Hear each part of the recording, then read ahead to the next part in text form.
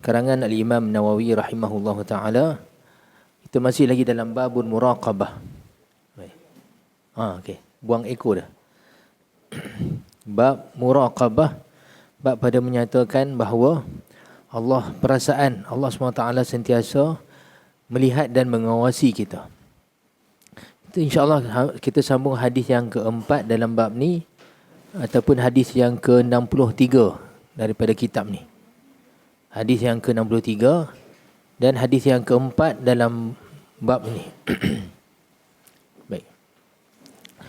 Wa bi sanadil muttasil ila al-Imam An-Nawawi rahimahullahu ta'ala qala Ar-Rabi'u an Anas radhiyallahu anhu qala innakum la ta'maluna a'malan hiya adaqqu fi a'yunikum minasy-sya'ri kunna na'udduha ala ahdi Rasulillah sallallahu alaihi wasallam minal mubiqat rawahu al-Bukhari wa qala al-mubiqatu al-muhlikat.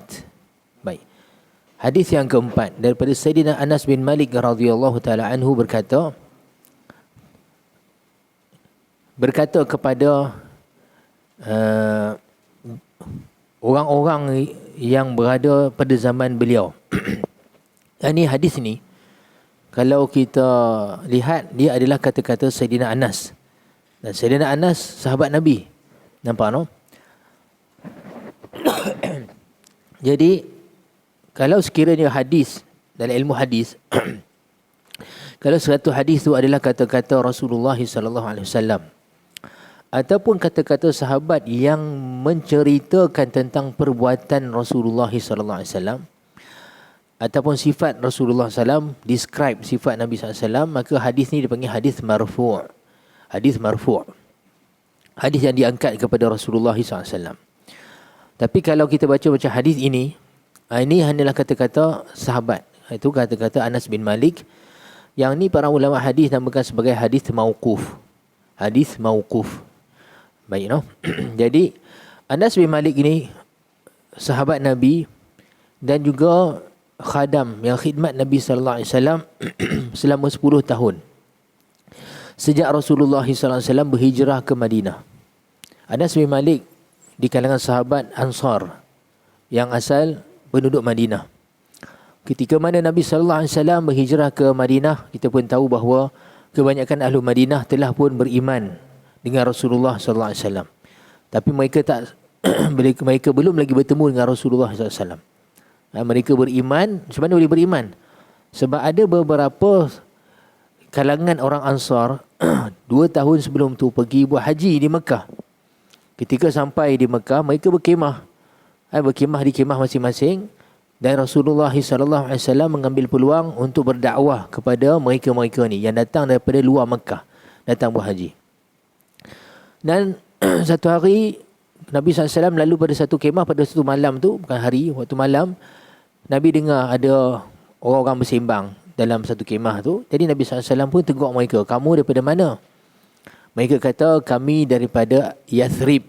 Yathrib nama kota Madinah sebelum namanya diberi Madinah. Sebelum nama Madinah, Yathrib nama dia. Jadi di Yathrib ni, terkenal daripada zaman dulu, ada penduduk-penduduk Yahudi tinggal di sana. Jadi, dan Rasulullah tahu bahawa orang Yathrib, Arab Yathrib ni, mereka buat perjanjian dengan Yahudi ni sebagai sekutu dalam peperangan. Jadi Rasulullah kata, min mawalil Yahud antum, kamu ni daripada penolong-penolong Yahudi. Maksud dia pernah bersama dengan Yahudi lah dalam peperangan, minta tolong mereka berperang sekali. Mereka kata na'am, ya betul. Sebab orang Arab Yathrib bekerjasama dengan Yahudi. Terkenal bahawa kabilah tu bekerjasama dengan kabilah Yahudi ni sekian-sekian. Jadi Nabi tanya tersebut sebab Nabi mengharapkan mereka ni ada sesuatu ilmu yang tiada pada orang Arab yang lain. Sebab bila mana bergaul dengan orang Yahudi, menunjukkan bahawa mereka ni sikit sebanyak tahu tentang kitab yang terdahulu. Kisah Nabi-Nabi terdahulu.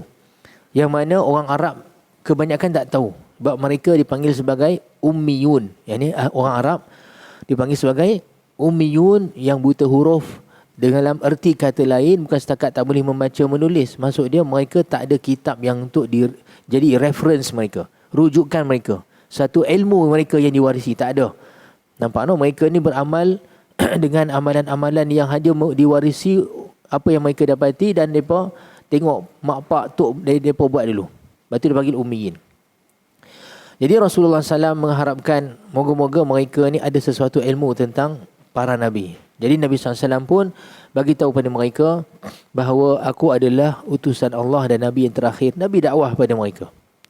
Nabi cerita pasal iman, tentang Allah, syurga, neraka dan beberapa perkara mengenai dengan asas iman.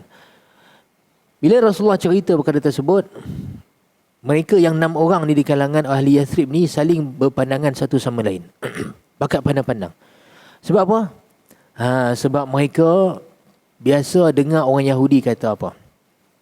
Orang Yahudi ni kadang-kadang bila mereka berperang, dan mereka juga memerangi Yahudi, bila tak kali orang Yahudi ni kalah, orang Yahudi ni akan mengancam balik mereka. Dia kata, tak apa hari ni kami kalah, tak apa. Dia kata, tapi tengok dah, sikit hari lagi saja. Sikit hari saja lagi akan datang Nabi akhir zaman. Dan ketika itu kami akan jadi pengikut Nabi akhir zaman ni, dan telah tercatat dalam kitab kami bahawa Nabi akhir zaman ni akan kuat, pemerintahan dia besar, dan juga siri peperangan dia tak boleh dikalahkan. Habislah, hampa habislah masa tu. Masa tu tak apa lah ni kami kalah, tapi bila datang Nabi ni hampa teruk nanti. Jadi benda ni selalu disebut orang Yahudi. Arab ni mereka pun sikit sebanyak takut juga, sebab mereka tahu kami ni tak ada kitab. Dia orang tak ada kitab untuk di-refer. Dia orang tahu orang Yahudi ni ahlul kitab. Orang yang ada ilmu daripada para Nabi terdahulu. Jadi mereka ni risau jugalah. Risau jugalah kalau datang Nabi ni habislah kita. Nampak no? Seperti mereka yakin ni. Tiba-tiba bila Nabi SAW cerita pada orang Yathrib ni tentang tentang Rasulullah tak iman, dia pun saling berpandangan. Dia kata, hak ni yang Yahudi kata tu. Rupanya ni dia. Jadi dia pun kata, baik kita beriman dengan Nabi ni sebelum Yahudi jumpa. Faham tak? Dia kata, baik kita beriman dengan dia, kita bai'ah dia, kita taat pada dia. Sebab dah tercatat dalam kitab mereka, kalau Nabi datang nanti, pengikut dia akan bertambah ramai dan bertambah kuat. Dan dalam siri peperangan, mereka tak boleh kalahkan Nabi ni. Jadi mereka pun beriman dengan Rasulullah SAW. Jadi Rasulullah SAW gembira dengan keislaman mereka. Ada 6 orang, di antara mereka adalah Sayyidina Jabir bin Abdullah, salah seorang dia. Jadi bila balik mereka cerita tentang Islam, tentang Rasulullah. Dan bila mana Rasulullah tahu bahawa mereka ni juga nakkan mengislamkan juga penduduk Madinah, Arab di Madinah, Rasulullah hantar seorang sahabat nama dia Mus'ab bin Umair. Seorang budak muda sangat, baru 18 tahun. Tapi budak yang cerdik, bagus, dan dia seorang yang banyak tahu tentang Islam, hafal Quran banyak. Mus'ab bin Umair ni asal dia anak orang kaya, anak VIP Quraisy. Wah, dia memang sampai Nabi kata dalam satu hadis, aku tidak pernah lihat seorang budak muda yang dalam keadaan kemewahan seperti mana Mus'ab. Tapi bila dia beriman dengan Rasulullah SAW, mak pak dia halau dia, usir daripada rumah, dan tak bagi duit apa, langsung tak bagi. Kisah Kasim Selamat kahwin dengan siapa nama perempuan tu. Bila mana dia tak mau kan, dia kata, pilih Dr. Asmadi ke Kasim Selamat. Kasim Selamat. Tak apa, putus anak, tapi bagi berapa ribu, banyak juga bagi. Boleh lah juga kan, 3,000 kot. Saya benar tak ingat cerita kasih 5,000. 5,000 bagi zaman Piramli, besar no. Sebenarnya. Jadi nak kata ada lah juga bekal. Mus'ab bin Umair ni kena halau, tak bagi 1 sen pun. Selai seminggu keluar rumah. Jadi Nabi terharu dengan pengorbanan dia. Terharu, dan dia sungguh pula mengaji. Lepas tu mengaji dengan Rasulullah sampai jadi alim. Sampai Rasulullah lantik dia sebagai duta Rasulullah untuk hantar di Madinah, berdakwah di Madinah. Dan kesan dakwah Mus'ab bin Umair ni lah sampaikan Sa'ad bin Mu'adh, ketua kabilah Aus, yang kabilah antara paling besar di Madinah, masuk Islam. Bila dia masuk Islam, kita ada panjang, tapi cerita dia bila dia masuk Islam, dia terus pergi ke kaum dia. Dia kata, aku nak tanya hampa semua, bagaimana aku ni di sisi hampa semua. Jadi kaum ni kata, kamulah orang yang paling kami hormat, paling kami kasih, kami taat apa semua. Bila dia dengar tu, dia puas hati, dia kata, baik, ni aku nak habaq ni. Dia kata, semua lelaki kamu, perempuan kamu, anak-anak kamu haram bercakap dengan aku. Aku tak mau dengar cakap dengan siapa dengan hampa ni selagi hampa tak masuk Islam. Pakat masuk Islam semua. Satu kabilah Aus masuk Islam. Jadi Islam berkembang pesat sebelum Rasulullah sampai ke Madinah. Jadi mereka ni bukan setakat masuk Islam, setakat mengucap saja. Mereka mengaji. Mengaji dengan Mus'ab bin Umair, mengaji dengan beberapa sahabat yang dah ada ke sana, cerita tentang iman, tentang apa semua. Dan tentang Rasulullah, dan pengajian mereka ni cukup memberi kesan dan cepat mereka ni membentuk iman yang cukup kuat. Antara tuntutan iman tuan-tuan yang sangat perlu kepada kita ni apa? Kecintaan pada Rasulullah sallallahu alaihi wasallam.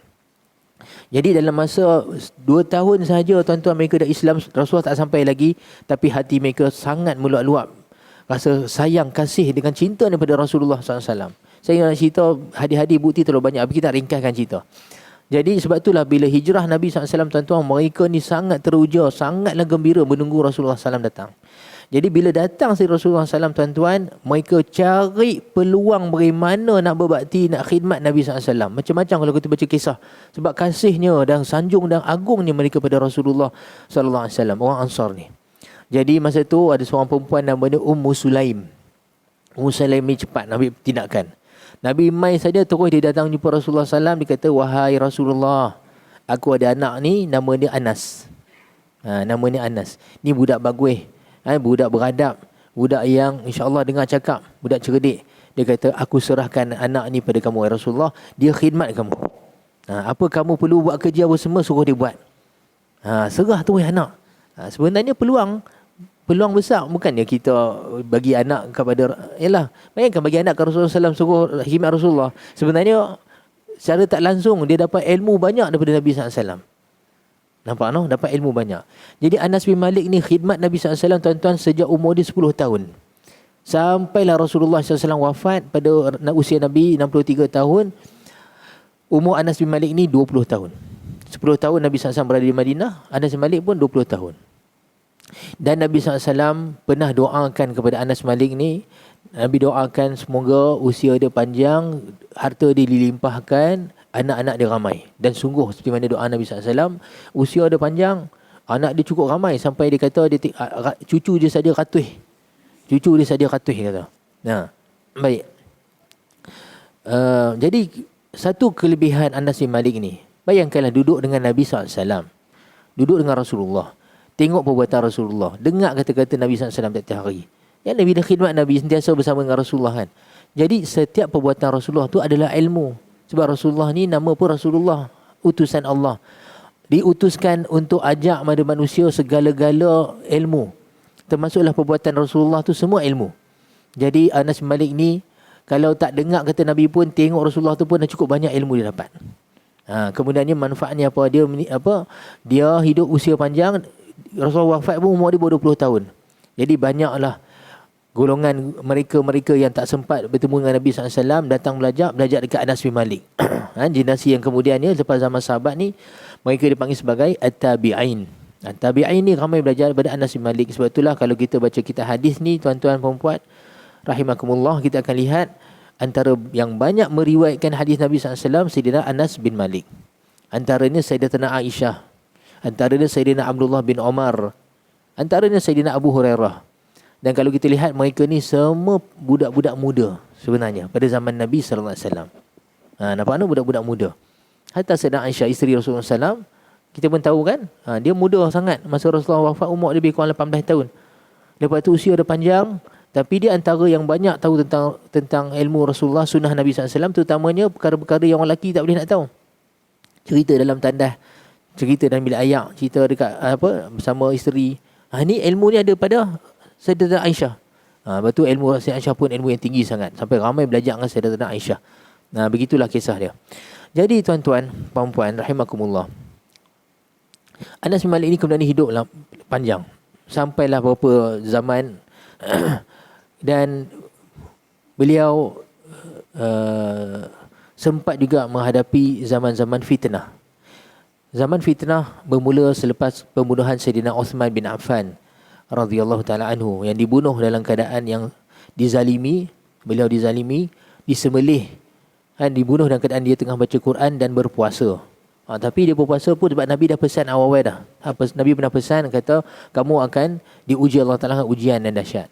Nabi yang kata kalau sampai waktu tersebut puasa, berbuka bersama aku. Kan Sayyidina Uthman, Nabi pesan apa? Puasa pada hari tersebut, yang pada hari yang kamu akan dibunuh tu, kamu akan berbuka bersama aku. Dia apa? Bersama Nabi SAW. Baik. Jadi memang selepas peristiwa pembunuhan Sayyidina Uthman ni, mulalah zaman fitnah pada umat Islam. Kita pun tahu kan, selepas Sayyidina Uthman memerintah, habis khilafah Sayyidina Uthman, naik Sayyidina Ali. Tapi Sayyidina Ali menghadapi ujian yang sangat besar, perpecahan umat Islam pada zaman Sayyidina Ali. Kan sampaikan peringkat awal tu, hatta sahabat-sahabat besar sendiri ada salah faham dalam memahami beberapa perkara dan hingga menyebabkan berlaku peperangan antara mereka. Peperangan Jamal. Kemudiannya sahabat faham kesilapan mereka dan kebenaran Sayyidina Ali.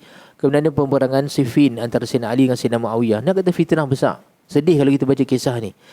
Dan kemudiannya Sayyidina Ali sini dibunuh dan Sayyidina Hasan anak beliau menjadi khalifah buat sementara waktu, sekejap. Lepas tu dia sendiri serahkan pemerintahan dia kepada Sayyidina Muawiyah. Sebab dilihat bahawa tak ada guna dah lepas ni krisis politik ni berterusan. Sayyidina Hasan memilih untuk menjadi murabbi umat. Dia tinggalkan siasah politik tapi menjadi murabbi umat. Tarbiyah apa semua. Biarlah pemerintahan pada Sayyidina Muawiyah masa tu. Selepas meninggal Sayyidina Muawiyah, naik anak dia Yazid bin Muawiyah. Dan Yazid bin Muawiyah ni seorang yang zalim, sangat-sangat zalim. Nampak no? Pada zaman Yazid bin Muawiyah ni lah terbunuhnya Sayyidina Husain di Karbala dengan zalim. Dan banyaklah peristiwa-peristiwa yang teruk sangat berlaku. Kemudiannya daripada zaman tersebut, tuan-tuan, mulalah era pemerintahan sistem beraja, yang mana mati pemimpin, lantik anak-anak macam tu.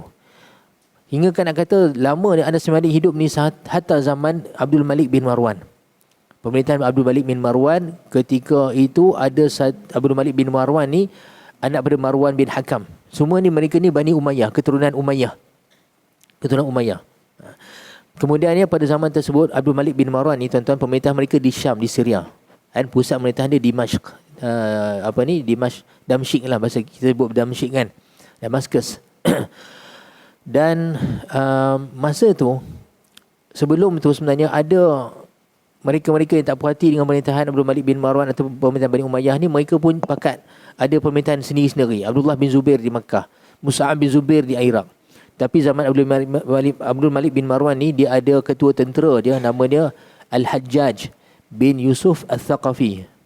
Hajjaj bin Yusuf Al-Thaqafi. Dia ni seorang yang sangatlah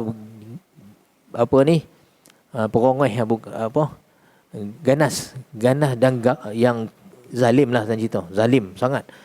Mudah saja nak bunuh orang, mudah. Berapa banyak dia bunuh orang. Tapi kesannya habis.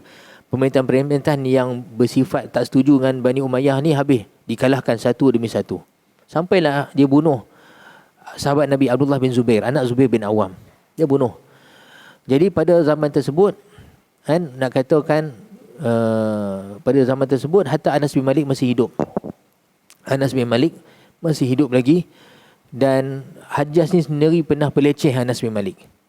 Peleceh Anas bin Malik sampai dibuat macam-macam beberapa perkara dibuat ke Anas. Sampai ke Anas bin Malik ni tulis surat. Masa tu dia dah tua dah.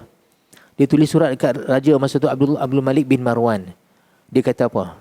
Dia kata Hajjaj bin Yusuf ni datang dan menghina aku dan menyakiti aku, buat macam-macam perkara. Dikatakan dia cop kat tengkuk dia. Saya pun tak faham cop ni macam mana. Mungkin buat pakai besi panas ke Allah alam, kat tengkuk Anas bin Malik. Dia kata ganas ni Hajjaj ni.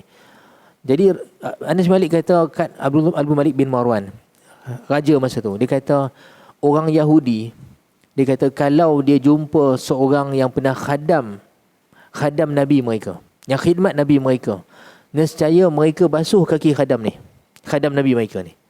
Ni nak kata setengah orang Yahudi masih lagi ada lagi hormat pada kesan-kesan agama mereka ni. Dia kata kalau orang Yahudi jumpa seorang lelaki yang pernah khidmat Nabi mereka, saya dia basuh kaki khadam ni. Dia kata aku ni khidmat Rasulullah SAW 10 tahun. Dia kata macam tu kau, dia kata buat pada aku. Dia kata Hajjaj ni. Jadi Abdul Malik bin Marwan masa tu bila dapat surat Anas Malik ni, dia hantar balik surat pada Hajjaj, dia marah Hajjaj. Dia kata jangan buat begitu dekat Anas bin Malik. Tu sahabat Nabi. sahabat Nabi dan khadam Rasulullah sallallahu alaihi wasallam. Jadi pada zaman tersebut, tuan-tuan, kalau kita baca sejarah pada zaman pemerintahan Bani Umayyah ni, umat Islam kesianlah hal keadaan mereka. Dah mula dah tak ada kadang-kadang beberapa perkara yang penghormatan pada agama, merendah-rendahkan syariat Islam dan macam-macam perkara. Walaupun zaman tu bukanlah jauh lagi pada zaman Rasulullah, sahabat masih hidup, tapi ada perkara-perkara yang menyedihkan. Dah mula luntur, Islam dah mula luntur pada hati beberapa umat Islam. Jadi sebab itulah Anas bin Malik sebut kat sini. Dia kata innakum la ta'maluna a'malan. Kamu ni, dia kata, hampa ni semua boleh buat, kamu ni boleh jadi kamu buat amalan-amalan yang mana pada pandangan kamu, pada mata kamu, kamu lihat dia tu benda yang halus dia. Lebih halus daripada sehelai rambut. Nampaknya kata nipis dia benda tersebut. Yang pada pandangan kamu, pada pendapat kamu, kamu lihat benda ni kecil.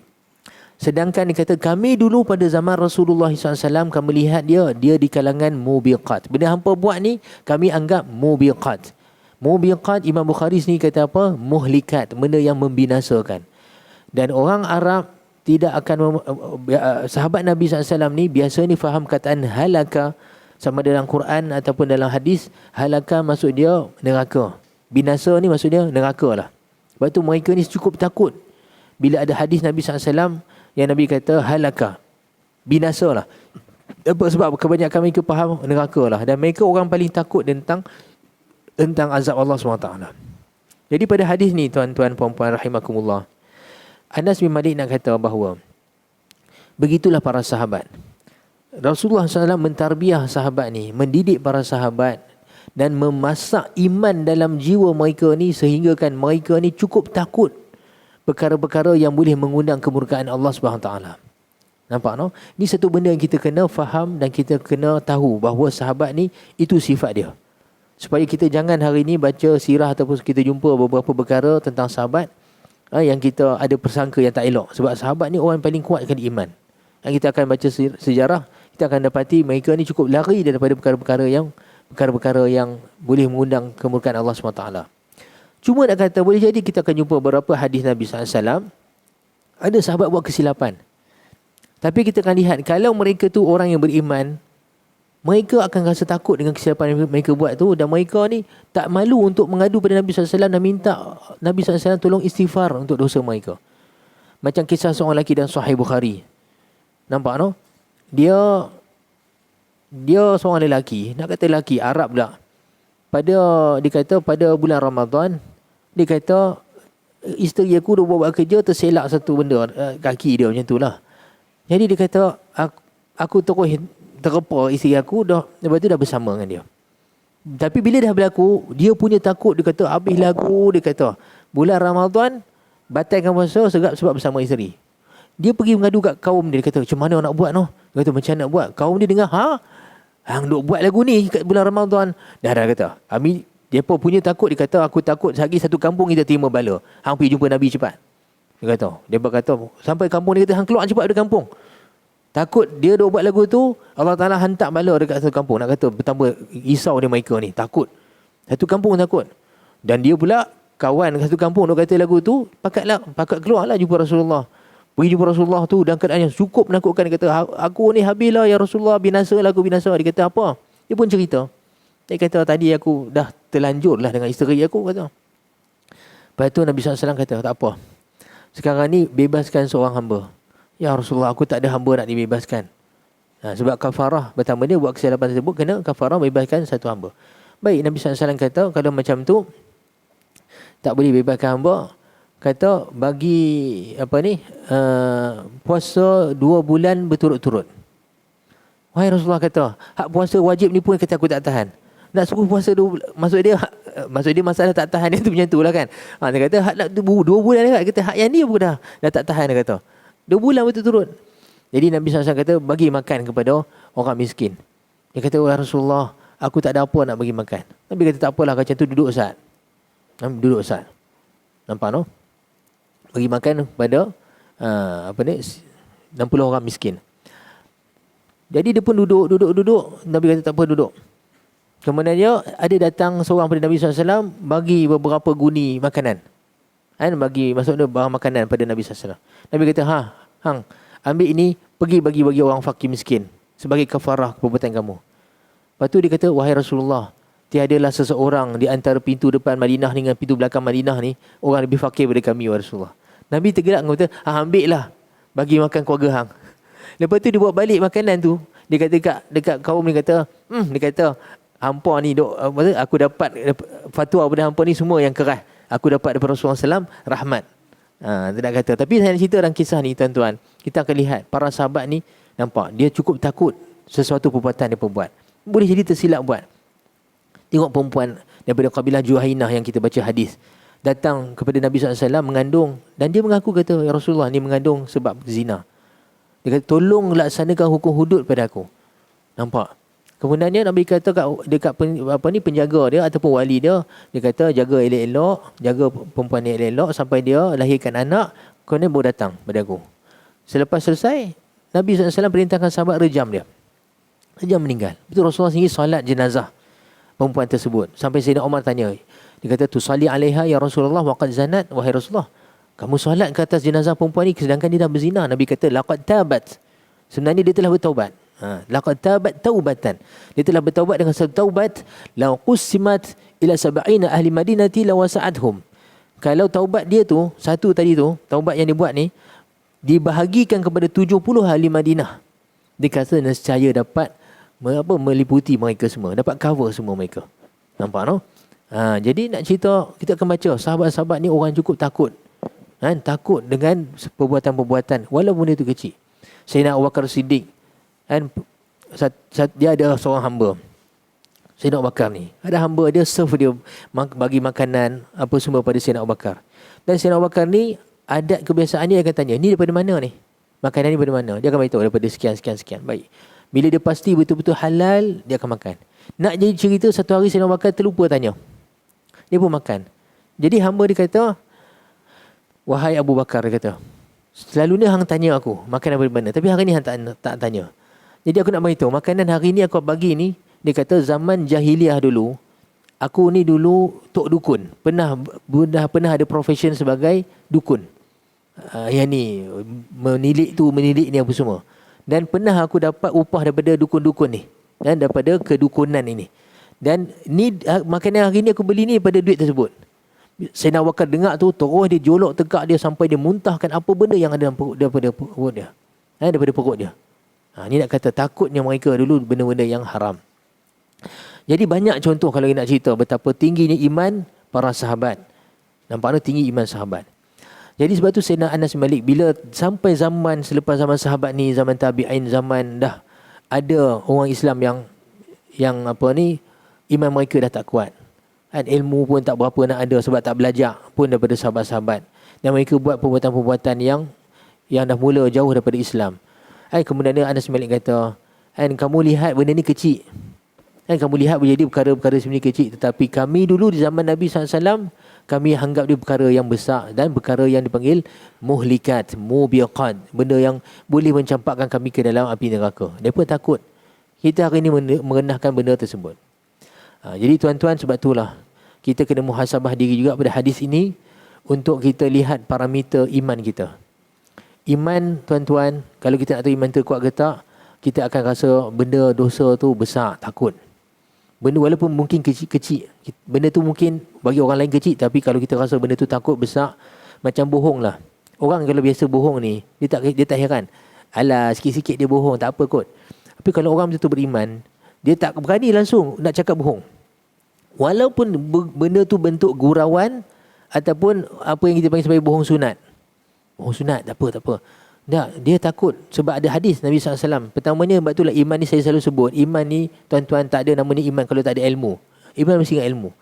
Apa yang kita nak imankan kalau kita jahil benda tersebut? Kita tak tahu benda yang kita nak imani. Jadi kena ada ilmu. Dan Nabi SAW sebut, inna sidqa yahdi ilal birri wa innal birra yahdi ilal jannah. Sesungguhnya jujur itu akan membawa kepada kebaikan. Orang yang sentiasa jujur akan banyaklah buat baik. Dia jujur. Dan kejujuran kebaikan pula akan bawa kepada syurga. Wa innar rajula la yasduqu hatta yuktaba 'indallahi siddiqan. Dan seorang lelaki itu kalau dia banyak sangat jujur, sentiasa benar kata-kata dia, selalu benar, Allah akan tulis dia ni di kalangan siddiqin. Di sisi Allah Taala dia ni sebagai as-siddiq, macam Sayyidina Abu Bakar. Nampak no? Yang terlalu jujur. Tapi di sebalik dia Nabi SAW sebut apa? Wa innal kadhiba yahdil ilal fujur. Bohong akan membawa kepada kejahatan. Nah, mula nak buat jahat, start bohong. Pepatah kita pun siakap senohong gelama ikan duri kan. Bercakap bohong lama-lama mencuri. Nah, nampak no? Lama-lama mencuri. Maksud dia dah mula cakap bohong, dia akan bawa kepada benda yang lebih teruk. Jadi Nabi sebut dalam hadis, bohong akan bawa kepada kejahatan. Dan kejahatan akan wa innal fujura yahdi ilan nar.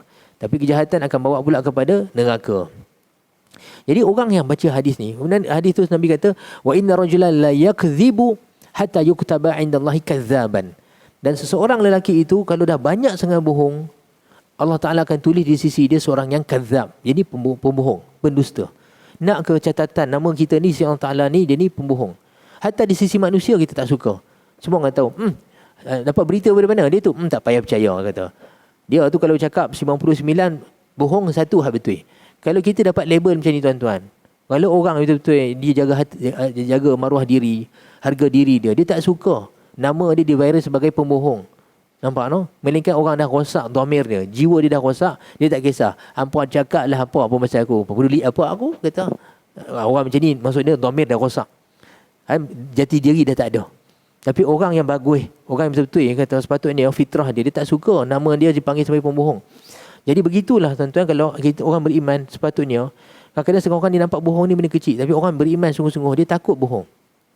Dia cuba mengelak daripada perbohongan. Cuma bohong ni memang betul, ada beberapa keadaan dibenarkan. Contohnya dalam hal keadaan yang sekiranya seorang tu jiwa dia terancam. Contohnya kita tahu ada seorang sekarang ni kena kejar dengan gangster-gangster.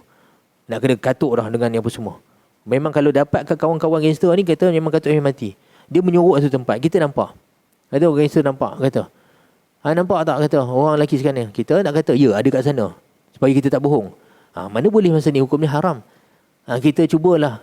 Kalau boleh pun buat buat hilah. Dia kata buat hilah macam ni. Kalau kita duduk satu tempat tu, nampak situasi macam tadi ni kan, kita kali tempat sekarang sikit. Kali sikit kat sini. Lepas tu kalau ada orang datang kata nampak tak? Ada seorang lari kat sini ke apa? Kita kata sejak aku duduk sini kata tak nampak siapa pun lalu. Sebenarnya kita dah kali tempat. Dia kata hatta kalau boleh hilah macam ni lebih baik. Hatta Imam Nawawi sebut dalam kitab Al-Azkar. Dia kata contohnya ada orang yang zalim mai rumah. Cari kita. Kan? Ada orang kita tak boleh nak keluar. Kita bagi tahu pada orang orang rumah kita ke ataupun orang gaji ke kan, dalam tu ada hamba. Dia kata duduk kat pintu tu sebelah. Dia kata ya cari siapa? Dia kata tuan rumah ada tak? Kata si fulan ada tak? Tangan sebelah dia ni dalam kat dinding, tunjuk kat sini. Tunjuk dekat katalah dekat dalam kotak tu. Dia kata dia tak ada kat sini. Dia tu tak ada kat sini. Maksud dia dalam ni tak ada. Tapi dalam sana ada. Nampak ada dipanggil tauriyah. Buat hilah sikit. Sampai begitu sekali kalau boleh nak kata jangan bohong. Kalau boleh jangan sampai kita biasakan diri kita bohong. Dan Imam Malik kata siapa yang banyak bohong akan cepatlah dia nyanyuk. Betul tak? Sebenarnya betul. Sebab orang yang bohong ni tuan-tuan, kalau dia banyak sangat bohong, otak dia lama-lama dia lupa. Lama-lama otak dia lupa mana hak betul mana salah. Jadi dia akan cerita satu hari nanti benda yang dia ingat, yang dia pernah cerita, tapi sebenarnya otak dia dah lupa dah. Hak cerita tu sebenarnya bukan cerita betul. Cerita hak dia reka. Jadi lama-lama dia banyak cerita benda merapu. Tuan-tuan, tu yang kita, nak tak kita jadi lagu tu tuan-tuan? Kita mesti terasa tak mau kan? Tak mau aku nanti cakap merapu-merapu. Jadi lazimkan diri jangan berbohong. Nampak no? Satu lagi antara ubat supaya kita ni insya-Allah dicegah daripada nyanyuk tuan-tuan, banyakkan baca Quran. Banyakkan baca Quran dengan tadabbur Quran, insya-Allah. Allah Taala pelihara otak atau akal orang yang sentiasa melampingi Quran, insya-Allah. Nampak no? Insya-Allah. Baik, itu nak kata tuan-tuan, perempuan, dosa jangan sampai kita rasa kecil. Walaupun bagi pandangan orang kecil. Malah di sana ada hadis Nabi SAW sebut.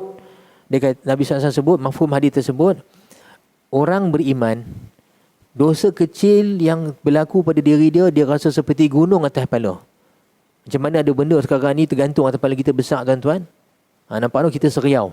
Kalau kita lalu kat MRR tu kan, tengah construction dekat Ampang, kan kadang-kadang ada crane apa semua duk angkat tu. Kita lalu bawah kata, seriau. Memang dah ada kes dah berapa benda jatuh kan. Jatuh macam tu saja. Tak pasal-pasal kena kat kereta orang. Mati pun ada. Jadi kalau kita lalu kat bawah contraction ni, ada crane duk angkat benda tergantung atas kepala kita. Seriau tak, tuan-tuan? Seriau dah hempak kepala kita. Macam tu lah. Kalau gunung lagi lah dahsyat. Macam tu lah Nabi kata, orang beriman, kalau ada satu dosa tu, dia seriau macam tu, dia seriau. Takut bala Allah Ta'ala turun. Tapi orang munafik, bila buat dosa, dia rasa macam lalat. Lalat mai depan hidung dia. Apalah, macam tu. Macam tu lalat, memang kita halau lagu tu saja. Nampak tu. Ini Anas bin Malik nak cakap begitulah. Pada zaman sahabat, mereka cukup takut dengan benda-benda dosa, walaupun tapi zaman kemudian ni dia lihat benda tu kecil, alah, tak ada apa-apa. Nampak no? Jadi yang ni dah Imam An-Nawawi letak hadis ni dalam bab muraqabah. Sebab apa? Kenapa? Sebab mereka cukup takut dosa-dosa ini. Sebab mereka sentiasa dalam hal keadaan muraqabah. Maksud dia sentiasa rasa Allah perhati. Kita bila ringan-ringankan dosa ni sebab kita pertama tak kenal Allah Ta'ala betul-betul. Nampak no? Keduanya kita lalai sebab kita tak rasa Allah Ta'ala perhati kita. Dia tak ada rasa tu. Tak ada rasa malu.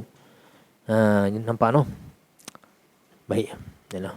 Kita baca hadis ni, tuan-tuan, saya sendiri pun kan, kita sama-sama merawat jiwa kita, mempertingkatkan amalan kita, cuba minta Allah Ta'ala supaya Allah Ta'ala perkukuhkan lagi, tingkatkan iman kita. Semoga kita dapat dikurniakan Allah Ta'ala iman yang kuat seperti ini. Supaya kita betul-betul rasa takut dengan perkara-perkara yang dosa. Jangan kita mudah-mudahkan. Baik no? Jadi sampai sini dulu kot, tuan-tuan. Minta maaf, saya pun tadi terlambat sikit, ada beberapa urusan. Jadi semoga Allah Ta'ala memberi manfaat kepada kita apa yang kita belajar, dan beri taufik kepada kita apa yang kita taufik kepada kita untuk amal apa yang kita pelajari. Allahumma alimna ma yanfa'una wanfa'na bima 'allamtana wazidna ilma warzuqna fahma waftah 'alaina futuhal 'arifin. Allahumma waffiqna litiba'i sunnati nabiyyika Muhammadin sallallahu alaihi wasallam zahiran wa batinan qawlan wa fi'lan wa 'amalan wa amnun 'alaina mahabbatahu wa ba'athna ma'ahu yawmal qiyamati wa ma ashabihi wa ahli baitihi wa sa'irus salihin ya rabbal alamin. Wa sallallahu ala sayyidina Muhammadin wa ala alihi wa sahbihi wa baraka wa sallam. Alhamdulillahi rabbil alamin. Assalamualaikum warahmatullahi wabarakatuh.